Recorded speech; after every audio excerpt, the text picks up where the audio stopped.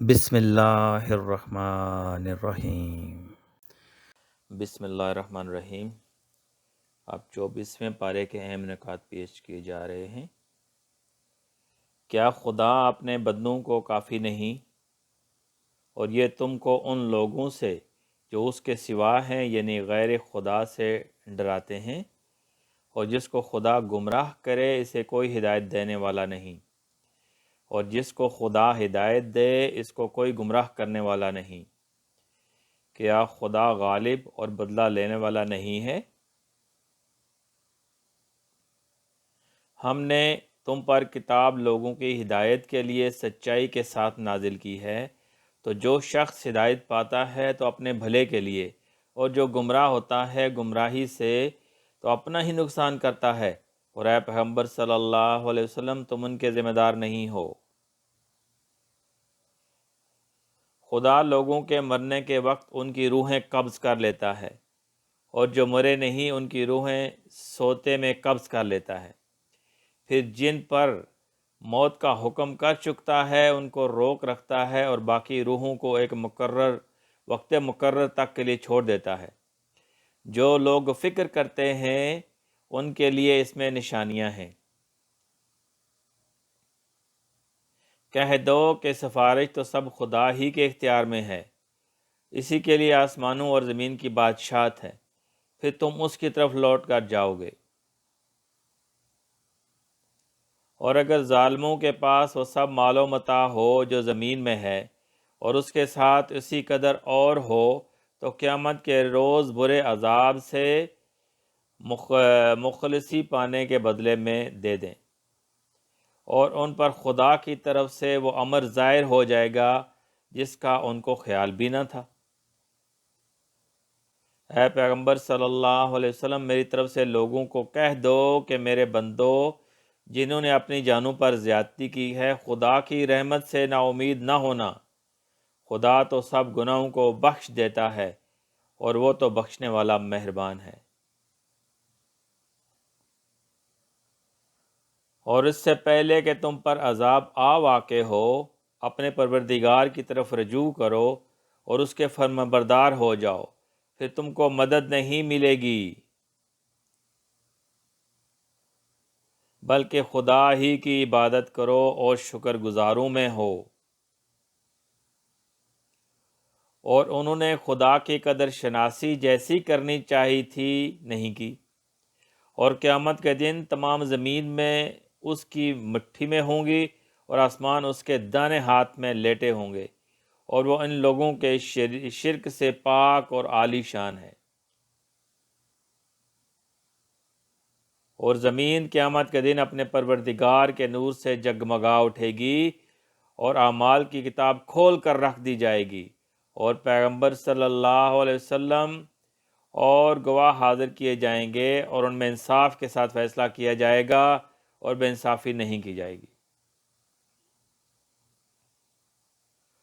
اور جو لوگ اپنے پروردگار سے ڈرتے ہیں ان کو گروہ گروہ بنا کر بہشت کی طرف لے جائیں گے، یہاں تک کہ جب اس کے پاس پہنچ جائیں گے اور اس کے دروازے کھول دیے جائیں گے تو اس کی داروغہ ان سے کہیں یہ کہ تم پر سلام، تم تو بہت اچھے رہے، اب اس میں ہمیشہ کے لیے داخل ہو جاؤ۔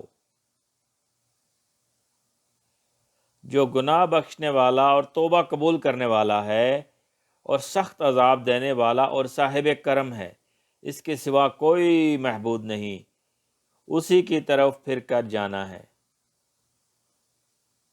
خدا کی آیتوں میں وہی لوگ جھگڑتے ہیں جو کافر ہیں، تو ان لوگوں کا شہروں میں چلنا پھرنا تمہیں دھوکے میں نہ ڈال دے۔ جو فرشتے عرش کو اٹھائے ہوئے اور جو اس کے گردا گرد حلقہ باندھے ہوئے ہیں، یعنی فرشتے وہ اپنے پروردگار کی تعریف کے ساتھ تسبیح کرتے رہتے ہیں اور مومنوں کے لیے بخشش مانگتے رہتے ہیں کہ ہمارے پروردگار تیری رحمت اور تیرا علم ہر چیز کو احاطہ کیے ہوئے ہے، تو جن لوگوں نے توبہ کی اور تیرے رستے پر چلے ان کو بخش دے اور دوزخ کے عذاب سے بچا لے۔ اور جس کو تو اس روز عذابوں سے بچا لے گا تو بے شک اس پر مہربانی فرمانی اور یہی بڑی کامیابی ہے۔ واللہ مالک درجات عالی اور صاحب عرش ہے، اپنے بندوں میں سے جس پر چاہتا ہے اپنے حکم سے وہی بھیجتا ہے تاکہ ملاقات کے دن سے ڈراوے۔ جس روز یعنی روز قیامت وہ نکل پڑیں گے، ان کی کوئی چیز خدا سے مخفی نہ رہے گی۔ پکارا جائے گا، آج کسی کی بادشاہت ہے؟ آج کس کی بادشاہت ہے؟ خدا کی، جو اکیلا اور غالب ہے۔ وہ اللہ آنکھوں کے خیانت کو جانتا ہے اور جو باتیں سینوں میں پوشیدہ ہیں ان کو بھی۔ جو لوگ بغیر اس کے کہ ان کے پاس کوئی دلیل آئی ہو خدا کی آیتوں میں جھگڑتے ہیں، خدا کے نزدیک اور مومنوں کے نزدیک یہ جھگڑا سخت ناپسند ہے۔ اسی طرح خدا ہر متکبر سرکش کے دل پر مہر لگا دیتا ہے۔ اور تمہارے پروردگار نے کہا کہ تم مجھ سے دعا کرو، میں تمہاری دعا قبول کروں گا۔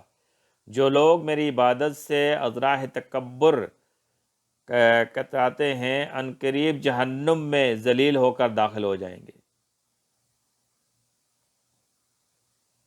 جبکہ ان کی جہنمیوں کی یعنی گردنوں میں توق اور زنجیریں ہوں گی اور گھسیٹے جائیں گے یعنی کھولتے ہوئے پانی میں، پھر آگ میں جھونک دیے جائیں گے۔ اور ہم نے تم سے پہلے بہت سے پیغمبر بھیجے، ان میں کچھ تو ایسے ہیں جن کے حالات تم سے بیان کر دیے ہیں اور کچھ ایسے ہیں جن کے حالات بیان نہیں کیے۔ اور وہ اپنے چمڑوں یعنی اعضاء سے کہیں گے کہ تم نے ہمارے خلاف کیوں شہادت دی؟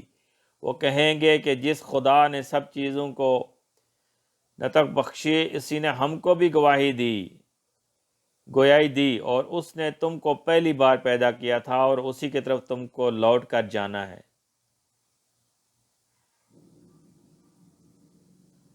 جن لوگوں نے کہا کہ ہمارے پروردگار خدا ہے اور وہ اس پر قائم رہے، ان پر فرشتے اتریں گے اور کہیں گے کہ نہ خوف کرو اور نہ غمناک ہو، اور بہشت کی جس کا تم سے وعدہ کیا جاتا تھا خوشی مناؤ۔